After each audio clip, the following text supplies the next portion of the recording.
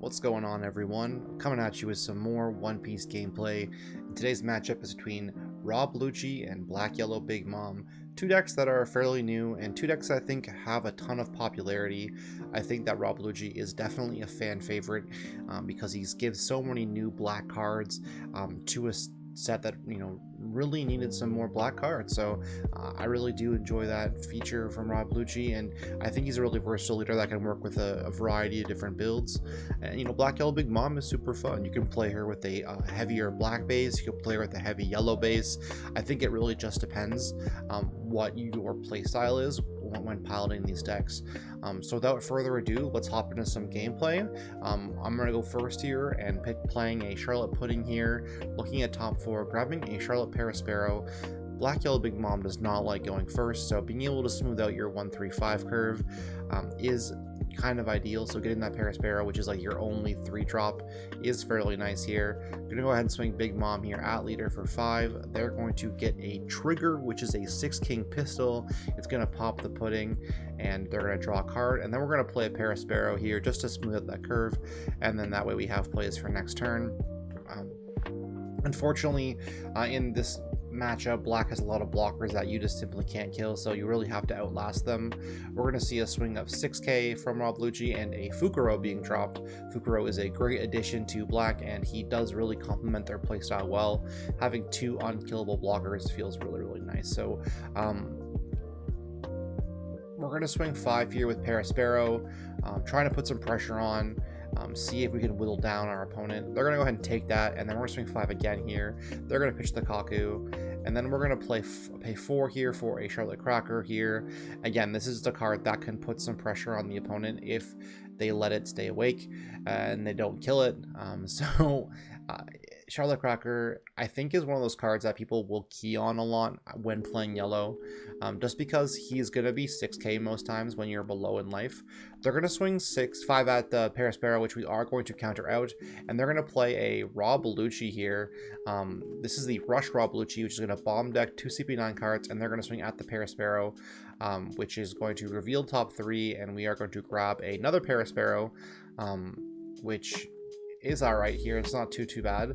And going to our 7 Dawn turn here, we're going to swing Cracker at life here, and this would be a really great turn if we had the 7-drop Big Mom, because it would put a ton of pressure on our opponent. We're going to swing 5 again here, again just trying to pressure our opponent, maybe bait them into thinking that we have the 7-drop, but we're going to pay 4 for a Cracker and then 3 for a Parasparrow, just kind of flooding the board here, seeing what we can do. Our opponent is down to 2 life here, so even if we could follow this up with another like a 7-drop Big Mom in this situation, it would still be fairly good. Unfortunately, our next turn is not going to be 10 Dawn, and that is kind of ideal when playing this deck, is being able to play that 10-drop. So in this situation, not being able to do that feels pretty awful.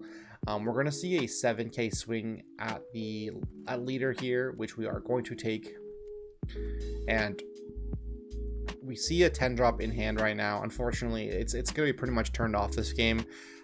There's just a lot of pressure coming out. We're going to see a 5k swing, which we're going to counter out of. I think going down to 1 life here is okay, especially if we can, get our opponent to swing, which they're going to swing that Cracker here, and they're just deciding if they want to activate the Lucci effect to restand him, which I think does accomplish the same thing, but they're going to play a Borsalino here instead. And again, they've got 2 unkillable blockers on board here, which it can be pretty tough to deal with. So trying to plan out what our play is here. We're going to swing Parasparrow at the brand new, and it's going to go down, which is nice. Unfortunately, we're going to swing 6 here because we do have the same amount of life as our opponent. We have to swing 6 just because of the Borsalino. They're going to counter with a 2k here. We're going to swing pretty heavily at the Rob Lucci just to get them to commit on their blockers, and then we're going to pay 3 for a Brûlée just to get our own blocker out there. Hopefully we can be in a position now where this 10-drop Big Mom feels better to play, because we did not see our 7-cost Big Mom on curve, which ideally if we had seen it, it would have put a ton of pressure on our opponent. And who knows, that Rob Lucci play could have been really heavily punished, but unfortunately we just didn't see the card. So we're making do with what we have here, and a 10 cost Big Mom could be pretty good if we can kind of get out of this situation unscathed. So we're going to see 2 Dawn under Rob Lucci at the Cracker. We're going to block that here, and then we're going to see if they're going to opt to restand the Lucci, which they are. They're going to pitch a Rob Lucci and a Kaku, and they're going to swing again at the Cracker, which is okay, I think, in this situation, just because it's kind of acting as a blocker. They're going to swing 7 at the Paris Sparrow. We're going to reveal top 3, and we're going to grab a Pudding, which, again, that's really good, getting some more search. And then we're going to see an E-Show come down, and it's going to take 2 cards out of hand, which can be pretty unfortunate. So we're going to see a Cracker and a Sanji pitched. We're going to draw a card return, and you know, in this situation, we're going to pay 10 and play a Big Mom to trash a life, and then swing 5 here. And I think when we were playing, I was just laughing a lot, and you know, they have a free block, and my friend was sitting over on the side, and he's like, don't tell him that he can block for free, because he ends up pitching a card from hand here, which is obviously a misplay. You always block with Porcelino there, since there's no follow-up play. In the situation, I definitely should have swung with the Big Mom first, and then but we have 3 life here, so our opponent is going to have to establish some blockers, because of the fact that we can just load up our Big Mom, force out the block, and then we can swing again here to clear the last life, and they're forced to replenish their board with blockers.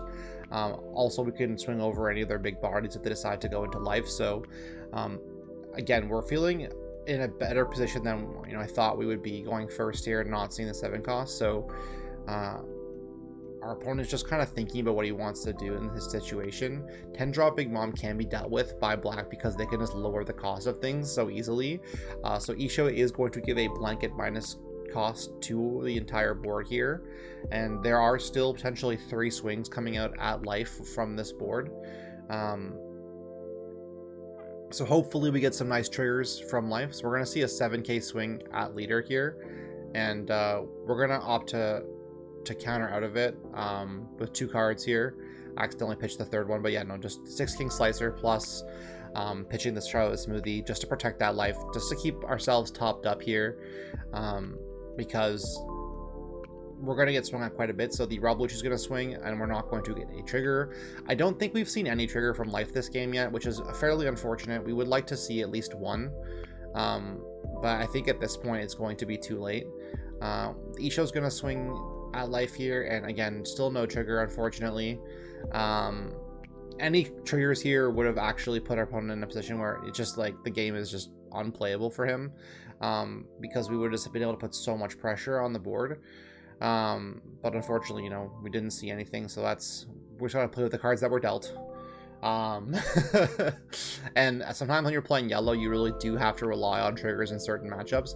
I think, again, swinging 6 here is necessary, because again, they're playing Blano and they're playing Porcelino. Both are 6k.